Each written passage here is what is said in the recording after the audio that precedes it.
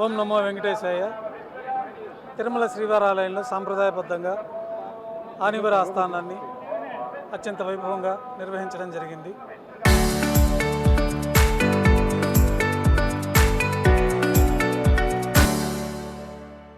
ఈ ఆనివర ఆస్థానం దక్షిణాయన పుణ్యకాలం ప్రారంభము, ఉత్తరాయణ పుణ్యకాలం పూర్తయ్యే సందర్భంలో ప్రతి ఏటా వైభవంగా నిర్వహించడం జరుగుతుంది.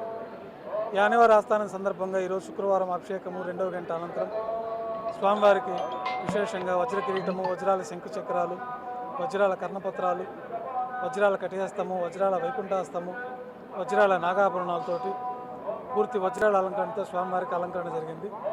అనంతరం ఆనివార ఆస్థానంలో భాగంగా బంగారు వాకిల్లో సర్వభూపాల వాహనం పైన ఉభయ దేవేరులతో శ్రీ మలయప్ప స్వామివారిని వేంచేపు చేసుకొని, సేనాధిపతి వారిని వేంచేపు చేసుకొని వారికి విశేషమైన వజ్రాభరణాలతో అలంకరణ జరిగింది.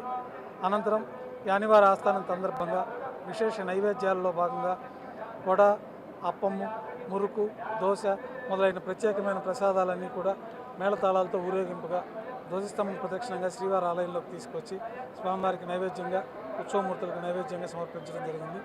అనంతరం స్వామివారికి సమర్పించే నూతన పట్టు వస్త్రాలు, ఉత్సవమూర్తులకు సమర్పించే నూతన పట్టు వస్త్రాలని మేళతాళాలతో ఊరేగింపుగా ధ్వజస్తంభం ప్రదక్షిణంగా శ్రీవారి గర్భాలయంలోకి తీసుకొచ్చి మూలమూర్తికి 4 వస్త్రాలు, ఉత్సవమూర్తికి 2 వస్త్రాలు ఆనివార ఆస్థానం సందర్భంగా సమర్పించడం జరిగింది.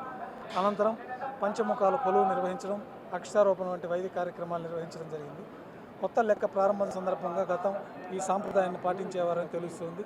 ఆ ప్రకారం విశేషమైన రూపాయి హారతులు ఈవో గారికి, పెద్ద జీఎం గారికి, చిన్న జీఎం గారికి వీరందరికీ కూడా స్థాన బహుమానం పూర్వకంగా లచ్చన్ననే బీగాలు గుర్తిని వారికి ఇచ్చి, వారి ముద్రికను చేతికి ఇచ్చి ఈ ప్రత్యేకంగా స్వామివారి తరఫున ఆశీర్వదించి పరివిట్ట మర్యాదలన్నీ కూడా జరిగినాయి.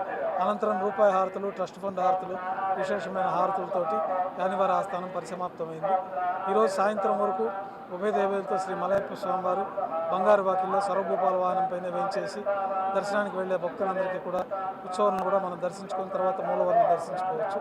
సాయంకాలం ఆనివార ఆస్థానం సందర్భంగా పుష్పపల్లకి మహోత్సవాన్ని 4 తిరువీధులు అత్యంత వైభవంగా ఉభయ దేవతలతో శ్రీ మలయప్ప స్వామివారికి పుష్పపల్లకి సేవ నిర్వహిస్తారు. అనంతరం రాత్రి కైంకర్యాలు వేదావిడిగా ఏకాంత సేవతోటి ఈరోజు కార్యక్రమాలు పూర్తవుతాయి. ఈరోజు ఈ ఆనివార ఆస్థానం సందర్భంగా శ్రీవారి ఆలయంలో అన్ని ఆతిథ్య సేవలు రద్దు చేయబడి ఉన్నాయి.